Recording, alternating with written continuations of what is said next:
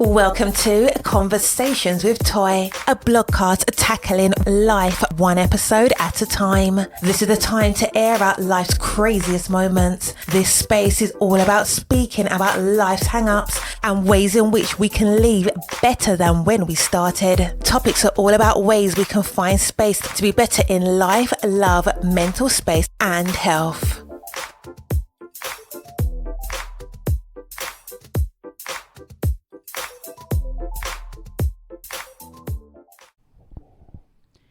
Happy Friday. We are here in another Friday of a new year. Welcome. Happy New Year. I think shouldn't today be like the last day you can tell somebody Happy New Year? I feel like if you were going to send like an email out to someone that you truly wanted to, wish a Happy New Year, I think at this point you should have pretty much made up your mind and have already done that. But that's just me. However, because it is the first mixing up the roles. Because it's the first podcast of the new year. And again, this is technically the first week into the new year. I'm going to say this one time and one time only. Happy New Year. 2021 has come and it has come in with a bang. Almost literally. We will talk about my thoughts and processes. You pretty much would have to be, I don't know, I wouldn't even want to say living on a rock. I mean, even the rocks got turned over at this point. So you would have to just pretty much be at a situation where you're blocking out the world's news entirely. So we will talk about all that. I have my opinions on it, just like everybody else. But I wanted to talk about just the updates. This is season 3. So this is episode 1 of season 3. So first, let me just say, if this is your first time listening to Conversations with Toy, welcome. This is, in my opinion, a very safe space. We talk about everything from mental illness to mental health, self-care, relationships, love, parenting, all of those things. And I've always been really clear that it's not my job to tell you what to do, how to live, any of those things. My job is to give you perspective so that you can feel at least safe to feel like, okay, I can say that I blew it. Because reality of it is, I blow it all the time. So if you were thinking, oh my gosh, she just seems to have her life all together, that is a lie and a half, because I don't. I do what I can to take care of myself from the inside out. And I believe that those are the things that help me to make better decisions. As I gotten older, I am learning from the mistakes that I've made. When I was younger, I just pretty much winged it. So if I made a mistake, it was just like, and it is what it is. So if you're here and you're listening for the first time and you're really like, oh my gosh, she seems to have it really together. Listen, smoke screens. Every single day I fight just like the next person to get my mind together, to do the right thing, to make the good decisions, to be a good parent, to be a decent wife, and to be a good human.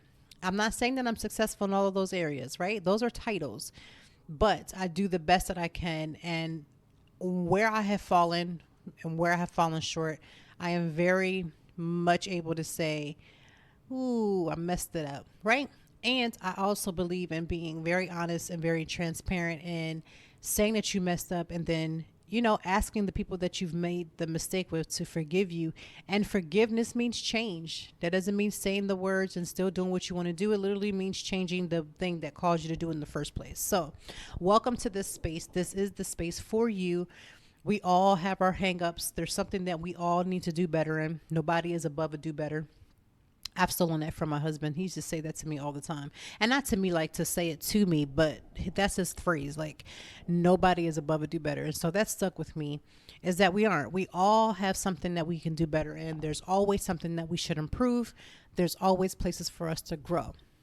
So let's just talk about a couple of things. Again, are we going to talk about this week's news? Yes. I don't even know how you can have a podcast, a blog, anything, and not talk about it. right? I want to get it out there. Let's get it out the system. It's a better always out than in, right? Isn't that what Shrek said? I mean, yes. So I have 3 children, so you can tell if there's like a kids movie, I'm going to know about it. But let me just say, I was the same way before I had kids. My friends will tell you if there was a child's movie coming out, I probably would beat most parents with kids to the movie theater way before. So, but at the end of the day, that is true. So we're going to talk about it. I feel like this is the safe space to talk about it. Let me be very clear. I'm not trying to bring it up so we can have a healthy back and forth debate. I'm not against healthy debates. I'm actually I consider myself to be a professional arguer. I can argue with the best of them. However, on certain things, when it comes to morality, it's not something that you can fully argue because not everybody's morality clause is the same, right? So just be very clear when you're arguing with someone on the internet, and there's been a lot of it. State what you have to state and then keep it moving. That's just how I am in real life. Like, I'm just, if you rocking with it, you rocking with it. And if you're not, you're not. And nine times out of 10, you're going to find a lot of people who just don't seem to rock out with your thought processes. So keep that in mind, because there's a lot of arguing back and forth with people. And I am just been watching it and looking at it and thinking to myself, wow. And a lot of people's arguments have been very valid. There's been some validity thrown all around, right? And in the midst of that, it's still not, in my opinion, it's not going to change somebody's real life down in the gutter of them and how they relate to the situation. You know, there's difference when you are taking a class and you're learning something new and you're like, yes, that makes sense. This is not a class. Like, life is a class, right? However, we come into it with our own thoughts and processes about what we believe, how we were raised. And yes, I do believe that people can change, but it comes from the inside out. You can show somebody all the change in the world, but if they're not ready, they're not going to do it. So stop giving people all this energy to argue, fuss, and fight and break up all kinds of situations. Just stop. Because when you realize that you're responsible for yourself, that you can speak however you choose and you can have whatever opinion that you choose, and then you're just like, that's how I am. That's where I'm going to be at it. And I just feel like we get so caught up in trying to change other people's opinions so that we can all think the same. I don't come from that thought process. I'm fully aware that people are going to hold on to their values, whether their values are in agreement to mine. And at the end of the day, I just don't have the energy to sit there and go back and forth for hours and minutes and moments of time. I'm not saying that I've always been like that. In my 20s, I have been known to be a firecracker, and I would argue you all the way down. It could be about what color a grain of rice was, and I would argue you down. Adults, grown people, elders, it didn't make no difference. But that's when you're in your 20s and reckless, right? To me. Now, maybe you're in your 20s and you're like, nah, not me, sis. I'm all about, doing the right thing. To each their own, but that I couldn't say that was me. So with that being said, just don't do it. But we'll talk more about that later. The new year is here. And I know that everybody is making a lot of changes, a lot of people. So if you are not vegan, this January is considered to be veganary. I hope I'm saying that correct. I feel like I'm never saying it correct. I can say vegan, but veganary. It's like a combination between January and vegan. And a lot of people, and to be honest with you, a lot of people are going to change, whether it's keto, no low carbs, no carbs. Whatever you would like to put the name on it is. It's really, to me, should be a lifestyle change versus a diet or a fad. I'm not into diets or fads. I've never been. I have been vegan, I believe, and I say I believe, I think this is the 3rd year that I've been vegan.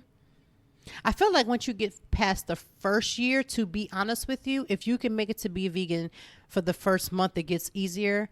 And then as you go through the months ahead and you make it through that first year, it's like you are unstoppable. You learn the do's, you learn the don'ts, you learn to customize, you learn what you like, and you're constantly learning. Like, I feel like being a vegan, I'm constantly learning new recipes. I'm always challenging myself to try something different. I teeter-totter between, there's like times where I'm like, nope, all raw, vegan foods, period. And then there's times that I'm like, man, I'm going to go find something that I normally would have eaten had I not been vegan, and trying to find a way to tweak it. So many people get so caught up in arms because why do you have food? Like, for instance, in the very beginning, for me, because this is for me, when I first transitioned, a lot of it was just trying to figure out the foods that I would normally like. Let's say macaroni and cheese. Okay, let's make a vegan mac and cheese. Let's find a cheese that melts for real. Let's find a butter that actually tasted great. Let's find this, and that. So that's the types of mentality, like when you're trying to go from a meat eater to a vegan or vegetarian, whatever your choices are. Oftentimes when you don't feel supported enough is that you don't feel like you have enough meals underneath you that you can live like this every single day. That's basically, in my opinion, what it boils down to. Now, maybe you turn vegan and you were just like, I'm in it for the long haul. I don't care if I have 3 meals, and that's good. That's great. But there's going to be somebody listening saying, I feel the same way. I don't have enough meals. I don't know enough meals.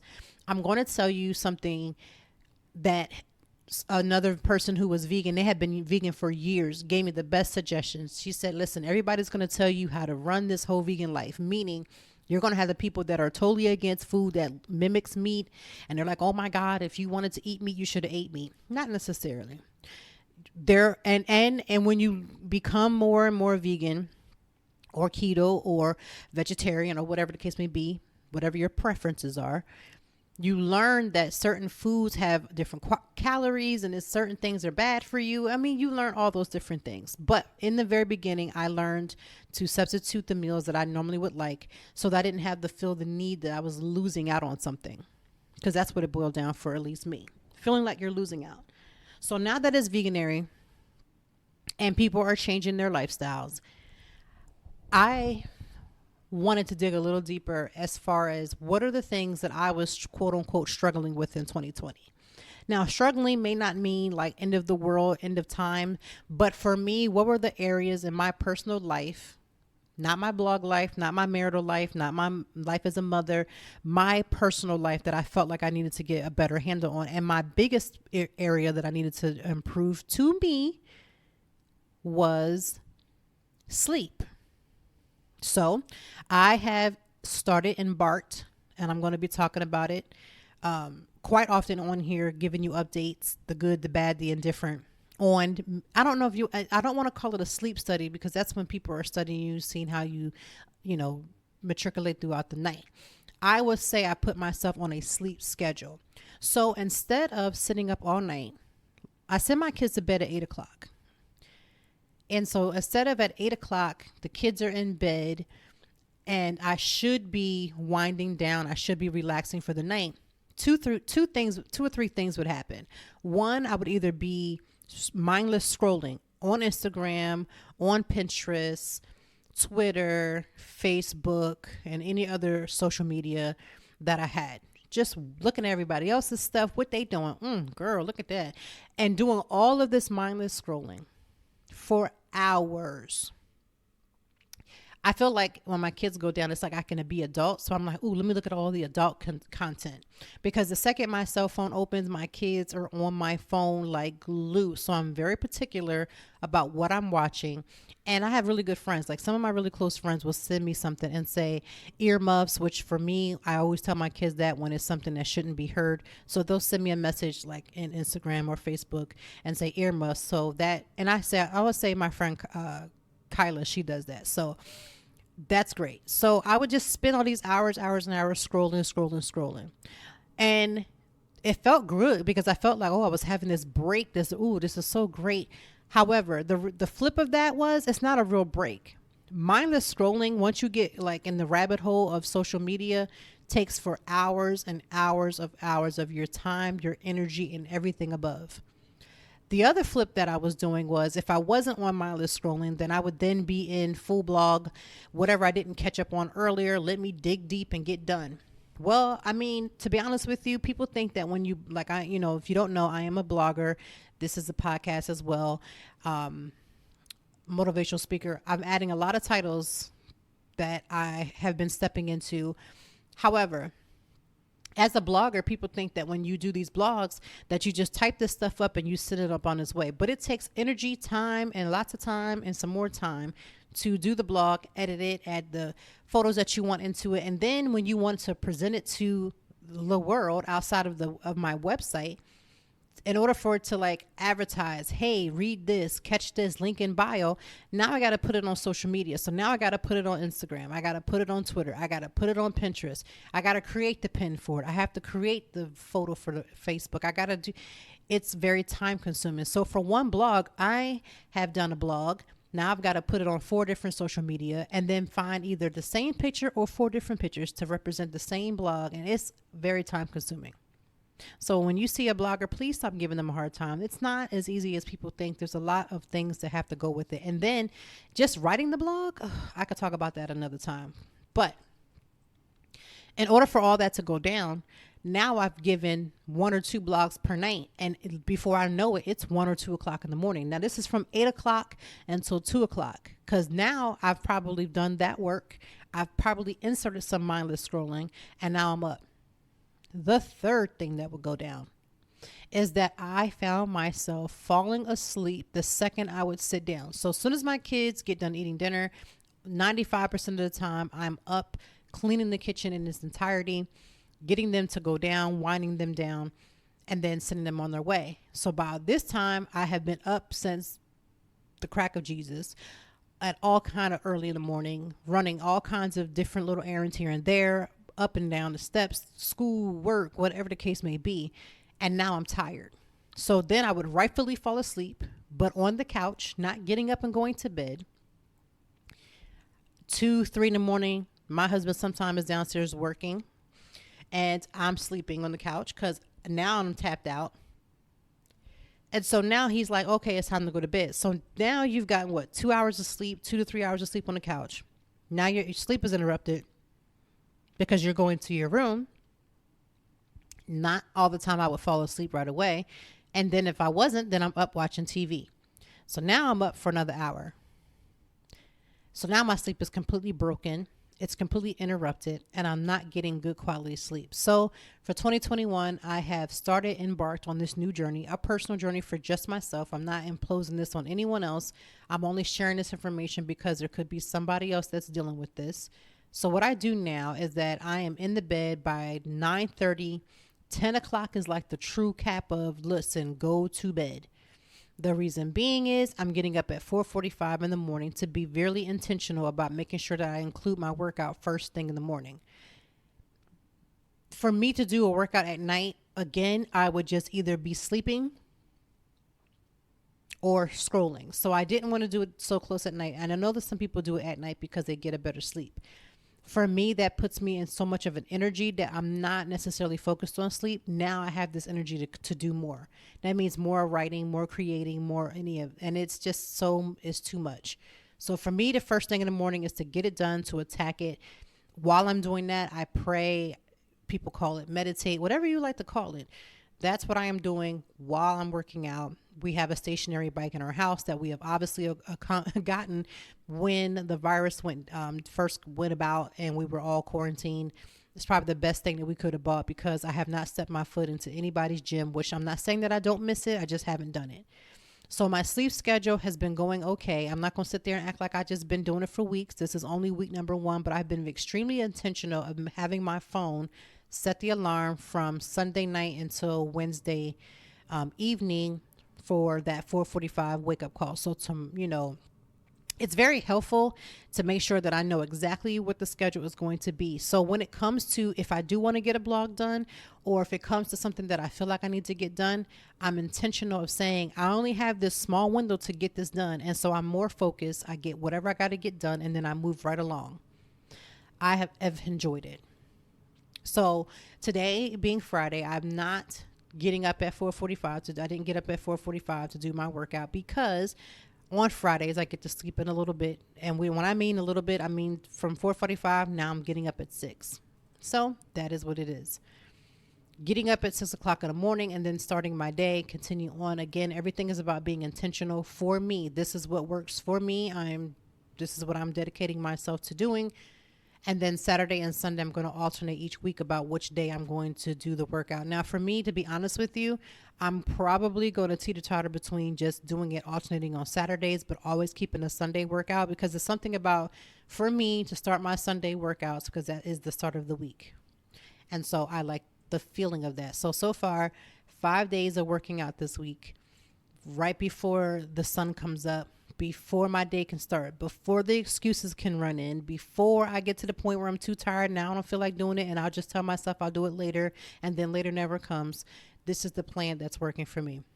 I have found that for the most part, my energy levels is off the charts. And in between that, I've been taking my not diets. Jesus, I can't stand diets. I have been taking my dietary supplements, aka vitamins, for things that I feel like with my vegan lifestyle that I could possibly be missing, just to make sure that I'm on the same page. My doctor is all in agreement with it. And so that's what we're doing. So the sleep study has been going good. It's been going good for the first week. I have gotten up 2 days out of the week. I want to say I got up on time, but I may not have been like super chipper about it, but I'm up. And so for me, the win is I got up, I slept, I put myself, basically put myself down and go to bed, and I'm accomplishing the goal that I set out. And so also because of my Fitbit, it'll then pick up whenever I'm working out. So it feels good to see. I set the goal on my Fitbit for 4 days a week, and now I'm crushing it at 5. So I'm like, hey, this is a good start. So I'm hoping to continue that, because they say if you can do something for 30 days, then you pretty much make it a part of what you do every single day. And it becomes less and less a chore, and it becomes like a part of your life. So it's like a lifestyle. That is the sleep study or sleep schedule that I am on. Outside of that, I have not sat down to decide my vision board, even though I'm always team vision board.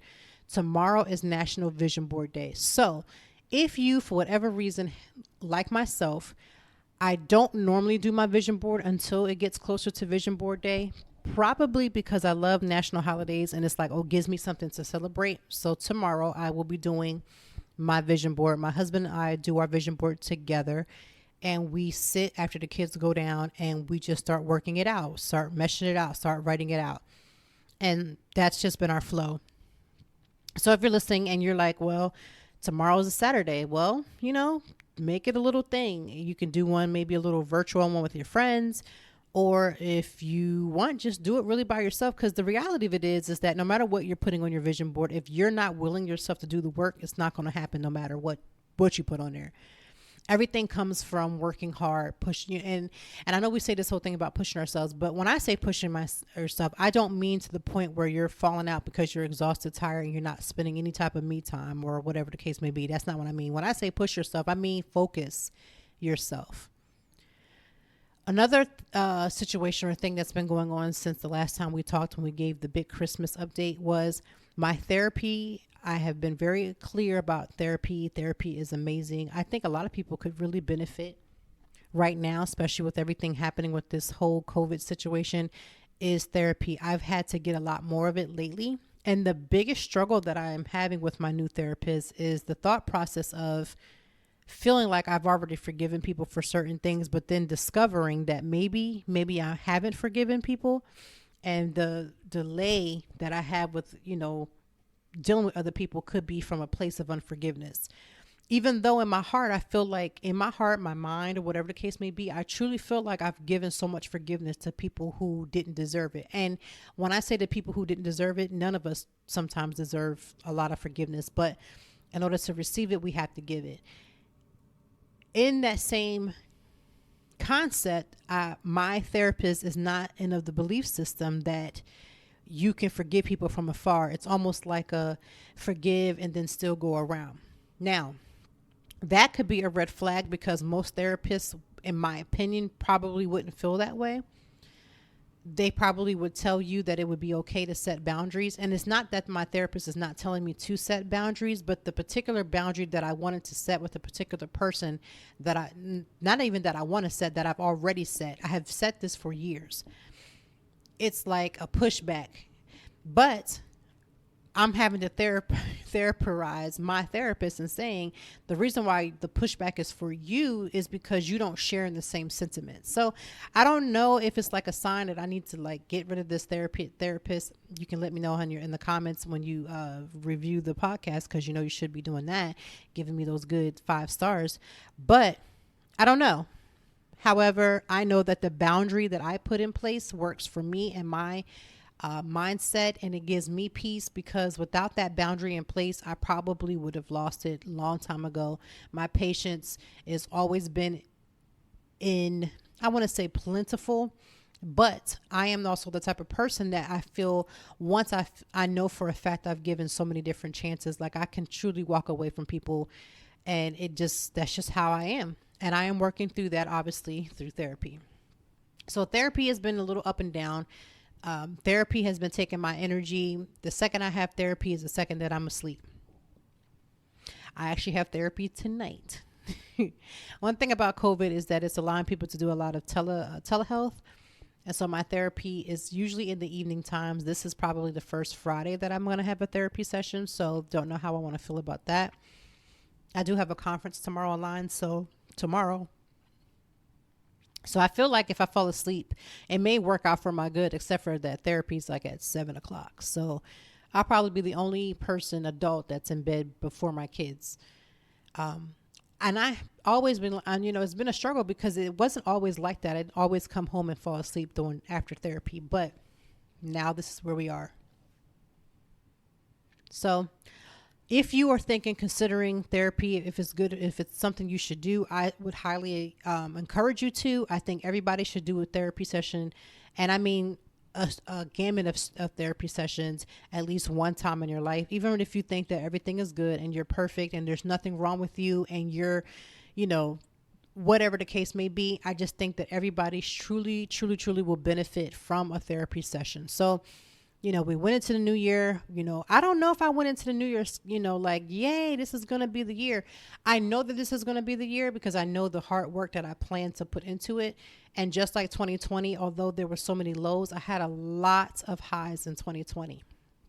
However, I didn't go into 2021 skeptical, and I didn't go into 2021 like, oh my God, but I am very clear about the plans that I have in my mind. And that's what the vision board is going to help me to do. It's going to help me to focus my thoughts. It's going to help me to see the benefits of what it is that I'm trying to vision. And I always write the steps that I believe will help to get me there. Now, that doesn't mean that the steps is going to go flawlessly without a hitch. A lot of the things that I thought I was going to do last year and how that was going to roll down, I learned, like the rest of us, how to maneuver around whatever we thought our plans was. So that is what's going on. So celebrate Vision Board Day tomorrow by getting yourself ready, get all the materials that you need, and create your vision board. Like I said, it's not a wish list. It's not something that's magical. It's literally so you can visibly see your goals. I always take a picture of mine and I put it on my phone, and then I set my vision board by my bed. I do have this massive, and I mean hugely massive, whiteboard that I may decide to maybe prop the vision board onto that just so I can see it and just leave space for me to write on my whiteboard. That is always an option as well, because I do have like little clips that can hold it. So we'll see. But as of right now, I'm going to complete my vision board tomorrow. And then if you're following me on social media, and I can be found on social media just like the rest of us, as Toy Time Blog, that's either on Facebook, Instagram, Twitter, Snapchat. What else do I got? Pinterest. Yeah. So I can be found. Just, go ahead and follow me there. And today I have brought back, if you follow me on my blog, which is at www.toytime, which is TOITIME.org, I have brought back the Friday check-in. So please understand, I'm not going to do a check-in both on the podcast as well as on the blog as intensely. Like it's all different. But yes, follow me there so I talk about the intricate ups and downs of the week. So Friday check-in is back. And I've been getting a lot of people like, what's going on for the week? Because Friday check-in is really just for a place for us to say, okay, this is how the week has been, whether it's been a trash week or a great week. And these are the things that I saw that I was struggling with. These are the things that were like a high. It's almost like a high and a low. I don't know where I was reading that when you, first of all, families nowadays don't even eat as a family together at a table or anything like that. So they were saying that when you do these things, you should ask each member of the family their highs and their lows, their pits or their highs, whatever you like to call them, because you can call them whatever you choose. The highs and the lows is on the blog. What I do is I talk about the highs and the lows of the week. So what are the things that I thought that were really great and the things that I saw that didn't accomplish? Because, no one ever wants to talk about those failures. I'm going to say I'd be the only one, but I've probably out of a small gamut of bloggers that will talk about those failures.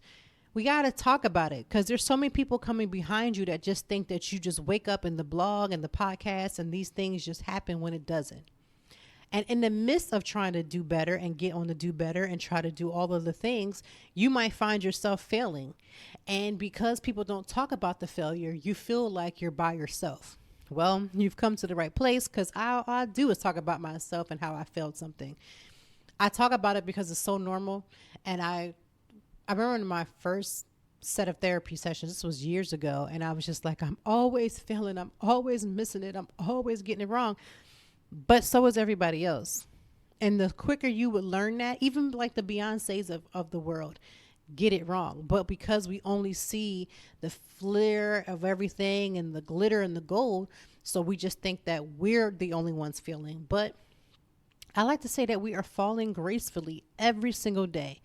The best thing about falling gracefully is that you got to get back up. It's almost like when you go to stumble and you could literally fall down the steps, but you trip a little bit or you catch yourself. I feel like we have to remember that in life, even if we feel like we have fallen, and I have fallen,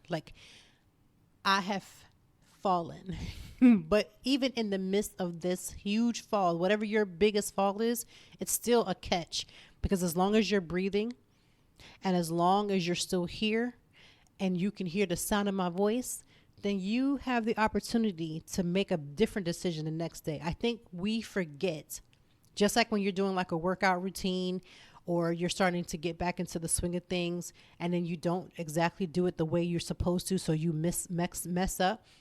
The biggest lie we tell ourselves is that we can't dust ourselves off and try again. Now, we hear the Aaliyah song all the time, and first you don't succeed, dust yourself off. But in real life, we don't do that. We can dance to the best of them, right? We can know all the moves she did in that music video, but at the end of the day, when it comes down to truly dusting yourself off and trying again, we forget that in those moments, because we forget that every day we are falling gracefully. We are going to trip it up so many times. Do you know how many times I've had to actually record a podcast because the first time I did it, the mic wasn't on? Or if I did it and my cat's screaming in the background, or a kid comes and interrupts. Like it happens to the best of us. I've had blogs where I'm like, somebody will catch like 1,000 mistakes. And I'm like, I sat there and edited that whole blog. How did this happen? It happens. Or in real life, when I shouldn't be on at my kids, but I find myself agitated, so I do. Now I got to go back and humble myself and truly ask them to forgive me, and then be cognizant of what I did and then not do it again, because that's what happens. I go to talk to my husband and I'm in my mind, I'm going to say something in love, but the irritation that I'm feeling in love don't always mix. So when I speak, it's harsh, it's ignorant, it's rude, it's all kinds of levels. And now I've got to apologize. I've got to show how sorry I am by my actions. We all make mistakes. We all fall gracefully. And as long as you're here every single day, you literally can wake yourself up and pick yourself back up and dust yourself off. But we forget that. So I don't want you to forget that. And if anybody wants to know, I'm probably the most clumsiest person in America. I truly believe at least if I'm not at the very top, I'm very like in the top 10%. So when I tell you that it's like God already knew that I was going to be the type of person who made mistakes and fell and got right back up, I'm clumsy. So by nature, I'm always aware and cognitive of grace. Do you know how many times I could have broken my bone? And the actual times where I actually have done so, it's because I just feel like it's always God's little reminder for me personally to remind myself of just how the fact that every day I'm making a mistake. I trip up or down. Have you ever tripped up a step? that you know, like I'm the type of person when I go up and down steps, no matter if it's the same set of steps every day, I count them every single time. I've been like that since a kid, right? I know how many steps there are going up and down of any of the steps. I have about 4 sets of steps. If you count the outside, 1, 2, 3. Yeah, 4 sets of steps in my house from the outside into the inside. I know exactly how many steps are in each place, and I still will find myself tripping badly up a flight of steps. That's how clumsy I am. I can drop something at the drop of a dime. If I'm wearing any type of color, where it don't have to be white, I'm going to spill something. I am clumsy. I will break something quick. It's a mess. But again, it's still my reminder that every single day when I make the biggest of mistakes, that is the grace. So I'm hoping that whatever start that you are having to 2021, that it will be filled with amazing greatness, and regardless of what happens in the world, because we're going to talk about that. Let's get this out of our system now. If you are going to have an issue and this is not the part of the podcast where you find joy or happiness, or you feel like this is going to be triggerish to you to talk about the events that took place this week with the Capitol, whatever you would like to call it, this is the time for you to go ahead and stop, put a pause to the podcast, and meet me at the end, or meet me next week, because we're going to talk about that. And it's not going to be the whole rest of the podcast, but that's what we're going to talk about. So unless you, like I said, unless you're like in some backwoods, doesn't have a radio, anything, earlier in the week, midpoint of the week, it was described as Trump supporters, Antifa, whomever, a bunch of people who do not look like me in any regards, decided to break into the Congress, into the Senate, because they wanted, the Capitol, I should say, because they wanted to stop the counting of the votes to say that Joe Biden had won. That was the general consensus.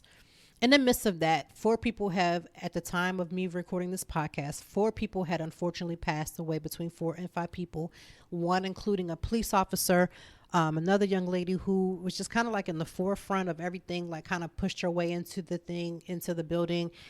And I don't know if a police officer shot her. I believe a police officer shot her because he's on administrative leave. We know how that whole administrative leave works. And so this is where we are. The visualization that I saw when I was watching that scared me. I have never in my life, I'm a political science major, so let's be really clear. From when I'm talking about this is talking about the history that I've learned and breaking it all the way down, and nothing that I could have ever imagined would have prepared me for what I saw on the news and on social media. When I first discovered that it was even something happening, it was weird because I had not been on, I was on, obviously I'm on social media because that's where I'm at all the time, because that's where I post things and do things. However, it's a difference when you're on there and you're doing certain, like when you're just focused on getting certain things done, again, than mindless scrolling. I may have missed everything that was going down when it initially happened, to be honest with you. So I'm not going to act like I was right in tune to it. I wasn't. Once I caught wind and realized what was happening, I had stopped to make sure that it wasn't playing on, like the news wasn't playing in the house. And my goal was to not even introduce the kids to what was happening. But of course, because they were in the house, we're still pretty much quarantining. We only go outside when we absolutely have to. And so they're in the house. So we were watching it this was probably later in the evening, closer to their bedtime anyway.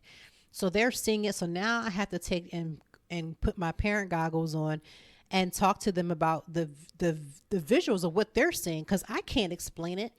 It doesn't make sense to me. The part that didn't make sense to me was that we have a police system who never seems to know how to restrain and have restraint when it comes to shooting people, and shooting Black people, I should say. And so I found it to be interesting that they have all these people, again, who are whatever nationality. Most of them look white to me. I don't know what their breakdown is. And they are busting into a building that they should not be in, and there's no police support to get them to stop. There's no tear gas until, like, maybe, I guess from when I saw the videos, of maybe in the middle of it. There was no National Guard. There was no any of these things going down. And so I'm sitting here watching these visuals, and I can't really explain it to myself. I can't really explain it to my kids, but I'm doing the best that I can to tell them. And because I want them to have their own mind, I'm only giving like breadcrumbs of information. I want them to talk. I'm listening to how they see it. And we're having a full-fledged family dialogue about what they're seeing, what's happening. And so that's how the week went for most people. You know what I mean? You're watching these things. You're hearing the news. Now it's a big array. What's going to happen? You know, there was, I believe at the time that of this podcast, I think there was about 50 people that were arrested, and they're expecting a lot more. I don't know how the breakdown of how they're going to figure out everybody. Obviously, the FBI has asked anybody who has information to let them know, because they're trying to identify the people in the videos and things of that sort. So I get that. It's going to take quite a while before all of those things happen. It could be months, weeks later on before we get more information. And so this is where we are. And the political part of it is that there's a lot of undertaking that people don't get. They just see it as it's a black and white thing. It's a lot bigger than that. It's a lot bigger than worrying about whether or not it's just a black and white. National security really is at risk, and we need to figure out a way to bring that under control, because if our own people can do that, we're in a situation where a lot of other people can come in and do that. So I say that not to encourage it, but just to say that we need to be more having our sights on things bigger than just the major surface part that we're seeing, because it's there, but it's a lot bigger than that. So as a political science major, that's what my eyes and ears are going towards. And again, I'm going to say this. I am always in agreement for everybody having an opinion, because we all have one, right? I would caution the need to downright argue every little minute problem or big problem, because the reality, in my opinion, I'm not saying that don't do it because people are unwilling to change. I'm saying don't do it because the change that you're trying to evoke will only bring back that same level of frustration back to you. It's like having two people at a standstill. One person has a gun and another person has a knife. And you who has a knife is telling the person with the gun that you got this under control and that there's all kinds of carrying on. I just would caution the need to argue and to debate down to the nitty gritty. I am not telling you not to do that, because most of y'all should be grown that's listening to this. However, I just would say, just caution yourself. Protect your peace at all times. I think we just forget to protect ourselves, because while we're out there trying to prove to somebody that's not really worrying about it and not really trying to see the point of view, you leave yourself open. So that would be my biggest encouragement. So of course we know about everything that went down. This is where we are. This is what happened. And so that's where we are. And so my thoughts has been about praying for protection and asking, what's the next step? Trying to follow, but not following too closely, only because I feel like I just don't want to inundate my house, my entire house with it 24/7. And I feel like it can become extremely, extremely overwhelming even as adults.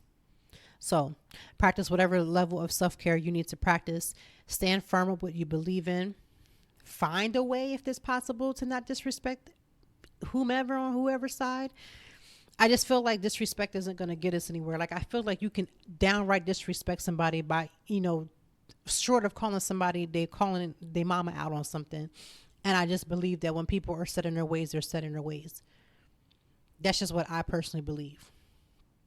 Now, that is what's happening as far as the Congress and the Capitol and everything that's going down. I'm sure by the time this airs, this podcast airs, is that at the end of the day, it could be far way worse than what we could have imagined, and more things could possibly happen. And those are the things that I'm more concerned about. What's the downfall? What's the organization? What's everybody going to be doing as these tempers are continuing to flare? Biden has now been certified officially as the president of the United States, along with Kamala Harris. And so we'll just have to see what happens. I mean, honestly, I don't think that they're going to come in on some white horse and save us all. I don't. But I do believe that it's probably going to be a lot of a better situation than what we already currently have, for sure. And I can only hope for the best. I can continue to pray. I can continue to guard myself. I can continue to make good choices. Those are the things that I can be responsible for. I think we forget to sometimes to sit in our little corner and do what we're supposed to do instead of always trying to make everybody else do what we want them to do. So that's my 5 seconds. And that's where I'm at. That's what I believe in. Now, one thing I do want to say, now this has nothing to, not just from what happened at the Capitol, but let me just give 5 seconds of a quick 5 second TED talk. If you could just listen in, tune in, turn it up just a little bit. If you're listening to this in your car, your headphones, your earpods, whatever you're doing, can we just talk about what things you probably should not be doing? If you're going to do something that's possibly illegal, you probably should not be doing stuff where you have your work badge. One of the gentlemen that was there in the melee decided to have his entire work badge on while he's there. Like, I scrolled up to the picture and saw his entire name, his company, and everything he's worked for. Now, because my life is set up the way that it is, and I don't give energy to where energy does not need to be, it was not up to me to sit there and go find and research where this man's life was. And I have not researched none of anybody that they saw on TV. I have seen their names as it has popped up on different things, and that's about it. I'm not about to sit here and full on research, just not. I will catch bits and pieces and go from there, because when I'm ready to sit down and do that, that's what I will. But what I will say is, stop wearing y'all work badges, identifying marks, different things, while you are doing stuff that could be interpreted as illegal and or that is actually illegal. It may not be in the best practice. Now, this is not just because of anything with the government. I'm saying in anything, please, for the Lord's sake, do not do anything as stupid as that. I mean, it's the quickest way to get caught when you have every identifying mark. It's almost like walking around with a blimp on and a sign that says, "It is me, it is I am here to wreak havoc, and here is all of my information. Please do it as you will." Yeah, I believe bro's gonna get fired if he's not already fired. I mean, at this point, why would he not? Like, if I was going somewhere with my entire work badge and full on display, I would think to either tuck it or not bring it, or leave it in home, leave it in the car. I don't get it. It's almost like a crook that has like that breaks into a home that has nothing but all these bright lights and gets caught red-handed because the lights triggered everything to see him clear as day. Like, I don't get that. Maybe it's because I watch a lot of ID. And one of the things about ID is like trying to do the best you can to like camouflage yourself so nobody knows it's you. This man did not get that memo. This man has got to be probably the worst type of protester that would, show up and let everybody see his entire face. I don't think anybody of them cared about whether or not somebody saw them anyway, but nonetheless, that man is either going to be fired or already is fired if he's not already locked up. So that is that. Yes. So I just wanted to end this podcast again by just encouraging every last one of us to remember the things that have brought us like complete joy and the things that will continue to bring you joy. Because regardless of how crazy life is or will get or has been, I have been very intentional of being sure and being very clear on the things that I feel on a daily basis that bring me pure happiness. Now, I'm not saying that I'm killing in the game every single day where I'm just like, oh, I'm just so happy and everything is so good. That is not what I'm saying. What I am saying is that it's our job to protect and to care about the things that matter to us. And you can find joy in the smallest of things. You can find joy in something as small as a bouquet of flowers. And you can find joy in the biggest things, like accomplishing a goal that you set for 5 years and accomplish that in a month. I find joy sometimes of watching my kids laugh. I have found joy watching a meme that has me belly laughing. I find joy connecting with someone I haven't talked to in a while. I have found joy in just eating a snack that I didn't have to share with my wonderful children. Whatever it is that you believe that will bring you some joy and some peace, you have got to find a way to tap into that. As much as life has gotten complicated, and as deep as these therapy sessions have been breaking my back, it's just been on my, let me tell you, therapy has been kicking me these last few weeks. I've had to up the therapy sessions. But what I will say is, it's my responsibility to tap into that personal joy. And not every day is going to be one and the same. There are some times and some days that I can tap into that good joy and feel completely good. And there are days and times when I cannot. On the days, and you know what's been helping me too, is being completely honest about where I am. A couple of days ago, I was having such a moment.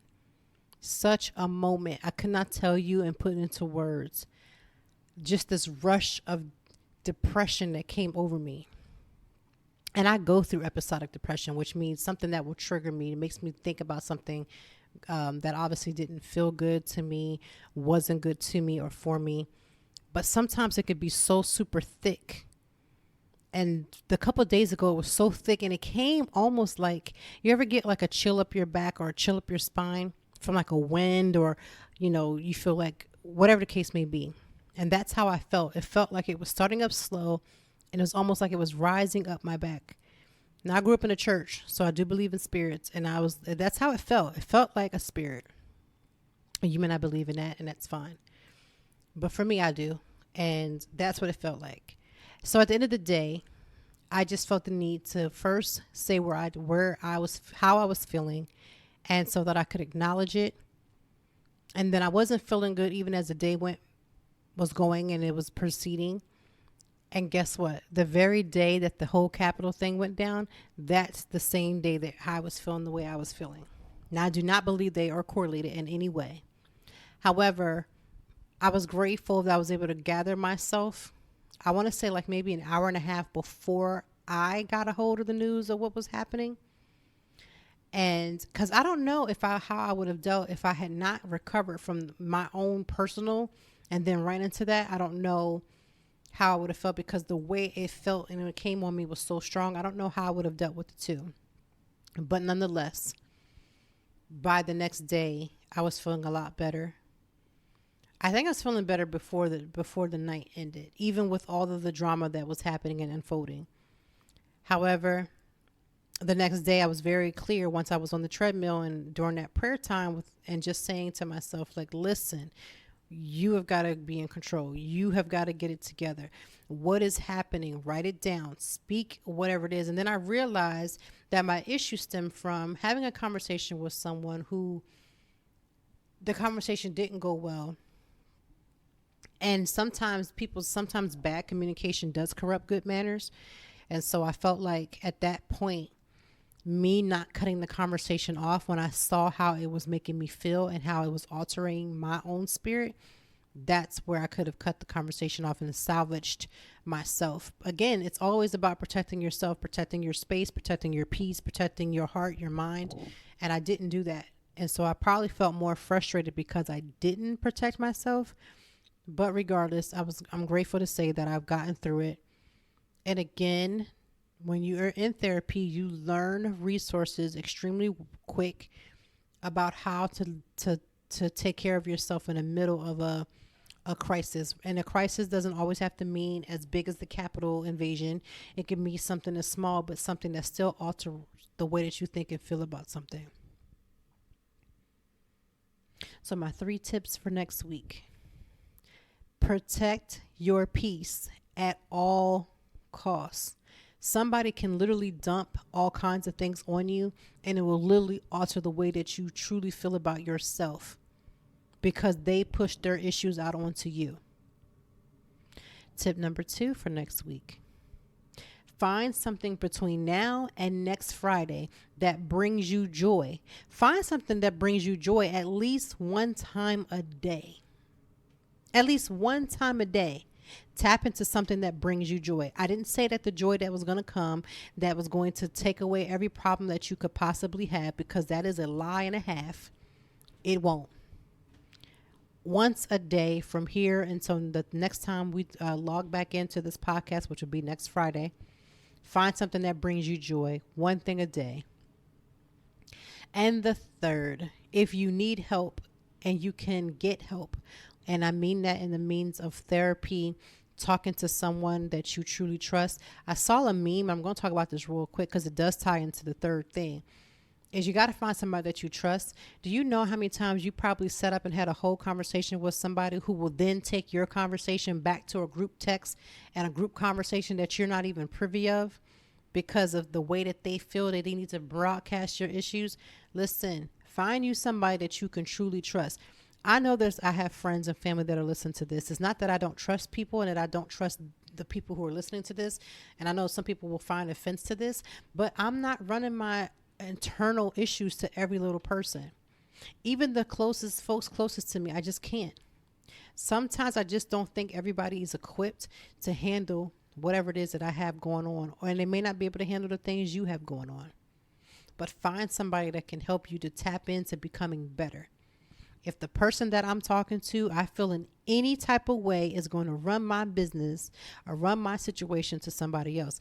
And just because we all share and of agreements with each other, unless I've given permission and or I have made it clear that it was okay to share my stuff, one of my personal downright stomp down personal pet peeves is when somebody shares your information with someone else and thinks that because we have a mutual situation, a mutual friendship, a mutual relationship, that it's okay to do so. Nothing irritates me more than that. Because had I want Sister Susie to know about what I was doing, I would have contacted Sister Susie myself. So I want you to find somebody where you don't have those feelings with, and find somebody that can help you to become better, whether that's your therapist or somebody that you can trust, that is then going to be very clear and very direct and making sure that they're giving you information that's going to help. Not somebody that's going to insert their, woe is me, please not to go home, I'm having all these issues, and they're going to dump their stuff. Find somebody that you truly trust. So find somebody that you truly trust and get the help that you need, resources, conversations that are going to build you up, not tear you down.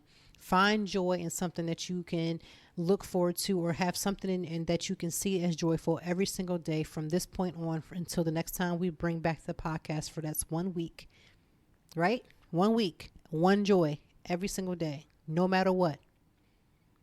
One joy. And protect that peace.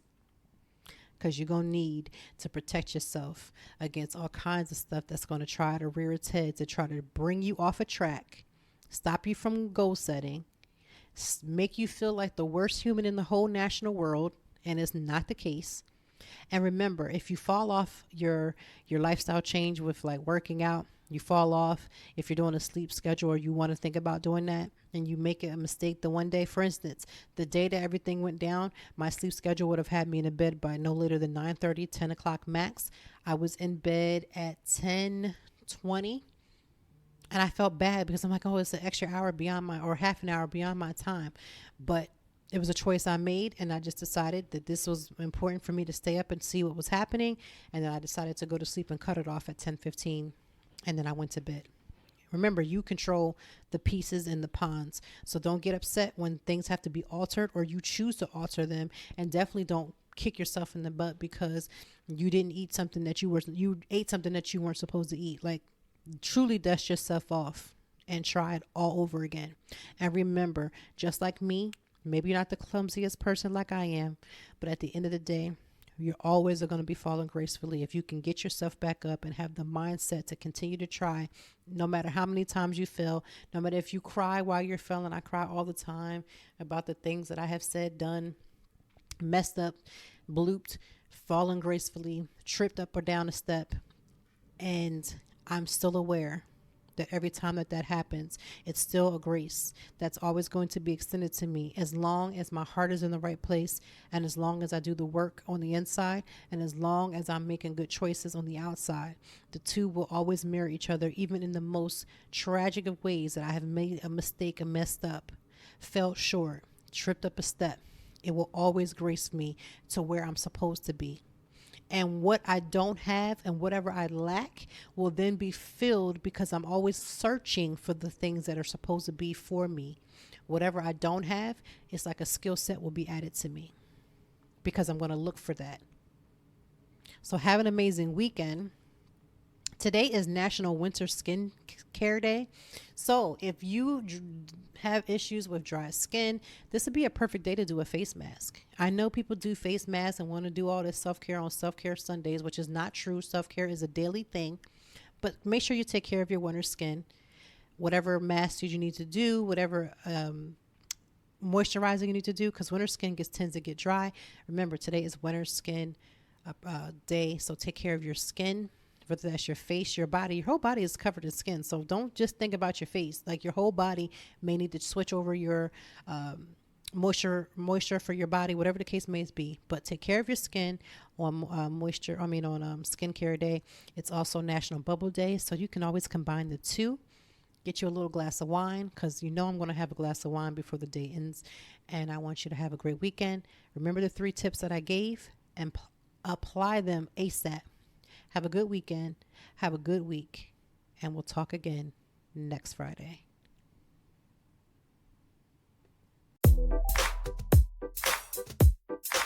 Thank you as always for joining me. And I know that even in the deepest or joyful conversations, that there's something we can learn and apply. Until next time, I hope that you are doing better. If not, we will be back to talk some more and handle it. Peace to you and yours. Stay grounded.